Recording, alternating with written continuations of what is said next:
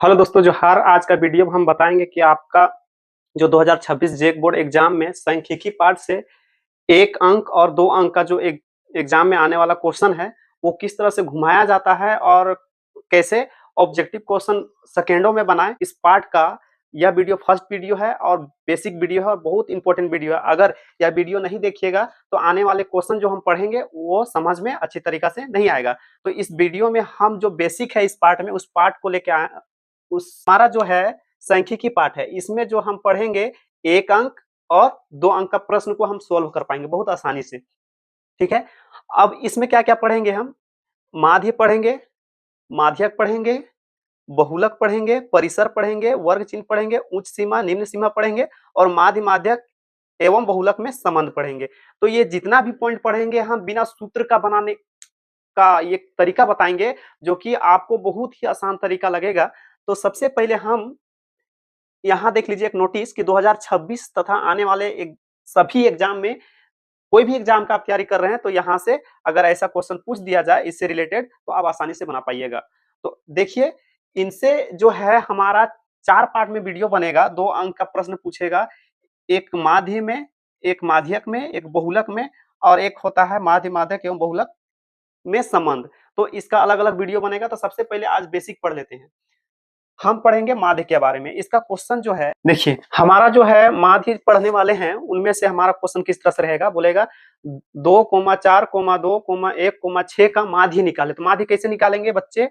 देखिए सबसे पहले ना बहुत को बताएंगे कि इनको सजाइए आरोही क्रम और अवरोही क्रम में। तो ये कुछ नहीं करना है आपको, सीधा करना क्या है कि 2 + 4 + 2 + 1 + 6 जोड़ दीजिए और बट्टा में क्या लिखेंगे, जितना संख्या को जोड़े हैं उतना बट्टा में। तो 1 2 3 4 5, तो 5 आ गया।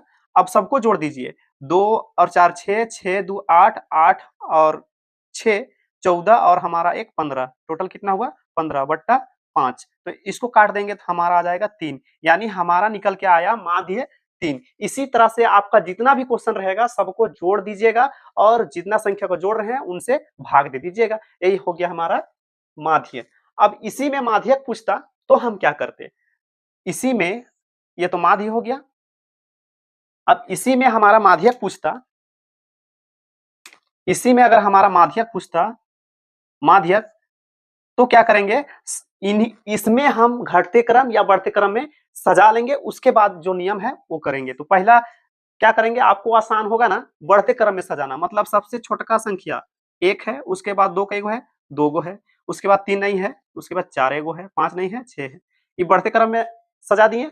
अब क्या करना है, एक इधर से काट दीजिए, एक इधर से, एक इधर से, एक इधर से, यानी बीच में एक कोई बच जाएगा ना, तो वही हमारा आंसर हो जाएगा माध्यक।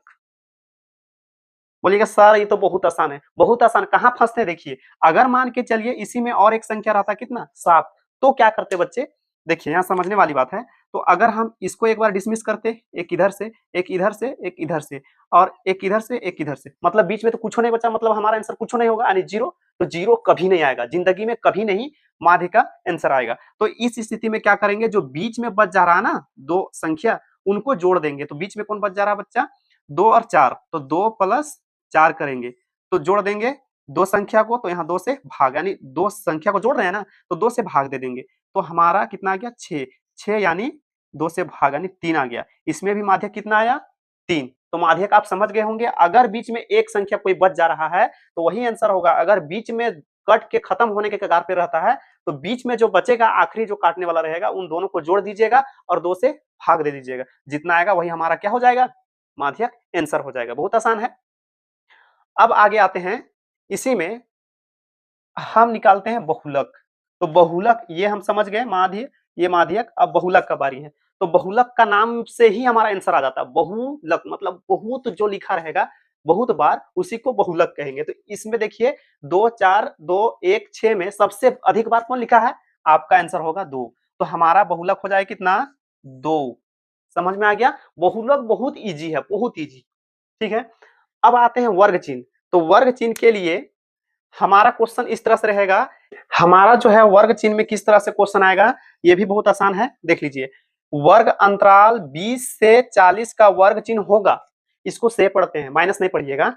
वर्ग अंतराल 20 से 40 का वर्ग चिन्ह क्या होगा, तो इसमें क्या करेंगे बच्चे, ये दोनों जो संख्या रहेगा ना, वो दोनों को जोड़ दीजिएगा, 20 प्लस 40 और 2 से भाग दे दीजिएगा, तो हमारा जोड़ के कितना आएगा 60। इसको 2 से भाग दे देंगे कितना आएगा बच्चा 30। यानी हमारा जो वर्ग चिन्ह निकला ये कितना निकला 30 निकला। और एक आते हैं, मान के चलिए आपसे पूछते हैं 10 और 20 का वर्ग अंतराल क्या होगा, तो आपका आंसर होगा 15। 15 कैसे आया, ये दोनों को जोड़ दीजिए, 30 2 से भाग दे दीजिए, कितना आ गया आपका 15। ठीक है, ये समझ में आ गया होगा। अब आते हैं उच्च सीमा निम्न सीमा, ये भी बच्चों का खेल है। देखिए उच्च सीमा मतलब वर्ग अंतराल का सबसे बड़का संख्या, तो वर्ग अंतराल हमारा 20 से 40 है, तो सबसे बड़का संख्या कौन है हमारा 40, तो 40 हमारा हो गया उच्च सीमा।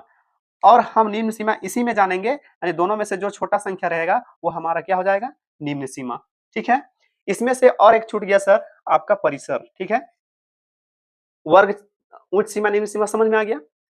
अब आते हैं परिसर। परिसर का एक किताबी तौर पर सूत्र है कि उच्च सीमा माइनस निम्न सीमा, उच्च सीमा माइनस निम्न सीमा। उच्च सीमा कहने का मतलब आपका बड़का संख्या और निम्न सीमा मतलब सबसे छोटा संख्या। तो यहां मान के चलिए इसमें अगर हम परिसर निकाल इसी में बोला जाए तो इसमें हमारा बड़ा संख्या कौन है बाबू 40। ठीक है, छोटा संख्या कौन है 20, यानी घटा देंगे तो हमारा परिसर कितना आया 20। अगर इस तरह बोल दिया जाए कि 2,6, 2, 3, 5, 7, इसमें परिसर क्या होगा, तो परिसर के लिए क्या करना है, बड़का संख्या में छोटा संख्या घटा देना है। तो बड़का संख्या कौन है यहाँ पे आपका 7 है, तो 7 में छोटा संख्या घटा दीजिए, छोटा कौन है आपका 2 है, तो 7 में 2 घटा देंगे तो कितना आ जाएगा आपका 5। तो इस तरह से हम परिसर निकालते हैं। परिसर बहुत आसान है, ये ऑब्जेक्टिव क्वेश्चन में ही पूछेगा। अब आते हैं माध्य माध्यक बहुलक में संबंध। तो माध्य माध्यक बहुलक में संबंध क्या होता है इसके बारे में जानेंगे। हमारा जो लास्ट पॉइंट है माध्य माध्यक एवं बहुलक में संबंध, तो हमारा जो संबंध है माध्य माध्यक में 3 गुणे माध्यक बराबर बहुलक प्लस 2 गुणे माध्य। तो इसको हमें याद रखना होगा, कहे कि ये याद नहीं रखिएगा तो आने वाला हम जो पढ़ेंगे क्वेश्चन उसमें से 2 अंक का या 1 अंक का क्वेश्चन पूछेगा तो इसी से बनेगा। तो इसी को घुमा करके क्या पूछा जाता है आप याद रखिएगा कि इसको जो है बहुलक बराबर अगर बोल दिया जाए तो ये प्लस है तो इधर आके क्या हो जाएगा माइनस आएगा, मतलब ये पूरा एक समूह में है, ये एक समूह में है, ये एक समूह में है। तो इसको अगर इधर लाएंगे तो ये प्लस में है ना, तो 3 माध्यक माइनस 2 माध्य बराबर क्या बच्चा हमारा बहुलक। इसी को आप सीधा करके लिख सकते हैं बहुलक बराबर बहुलक, इसको इधर कर दीजिए ई वाला को, अब इनको उधर कर दीजिए, यानी कि 3 गुणे माध्यक माइनस 2 माध्य। ठीक है, यानी कि ये जो बना है इससे बना है, इससे, तो इन्हीं को याद कर लेंगे हम। ठीक है, तो इनसे बनने वाला क्वेश्चन हम पार्ट बाय पार्ट पढ़ेंगे। तो आप आई होप आपको हम समझा पाए होंगे, अगर नहीं समझा पाए होंगे तो आप कमेंट कीजिएगा, उसका एक अलग से वीडियो बना देंगे इनमें से जितना पॉइंट बताए हैं उनमें से अगर कोई आपको समझ में ना आए तो। अब इसमें आपको एक पॉइंट बता देते हैं, जो 1 अंक का तो इसमें कवर हो गया जैसा हम बताए उसी से। अब 2 अंक का किस तरह से बनेगा वो क्वेश्चन हम माध्य माध्यक बहुलक और आपका जो है माध्य माध्यक बहुलक में संबंध, यानी आपका जो है माध्य में 2 अंक का हम बताएंगे, माध्यक में भी बताएंगे, बहुलक में और माध्य माध्यक बहुलक में संबंध, यानी कि आपका पार्ट बाय पार्ट वीडियो आएगा। एक बार 15-16 क्वेश्चन आएगा माध्य का, उसके बाद अगला वीडियो में आएगा आपका माध्यक का, और अगला वीडियो में आएगा आपका बहुलक, और लास्ट में आएगा माध्य माध्यक बहुलक। ये 2 अंक का इसमें जो है फाइनल एग्जाम में 5 नंबर के क्वेश्चन पूछेगा, उसको लास्ट में पढ़ेंगे। पहले आप शुरू से देखते चलिए। इस वीडियो को देखने के बाद अपने दोस्तों के साथ शेयर कीजिएगा ताकि उन्हें भी ये समझ में आ जाए कि हम कहां से तैयारी करें। और लगातार वीडियो देखने के लिए जरूर हमारे फेसबुक चैनल को फॉलो कीजिएगा और यूट्यूब चैनल को सब्सक्राइब कीजिएगा।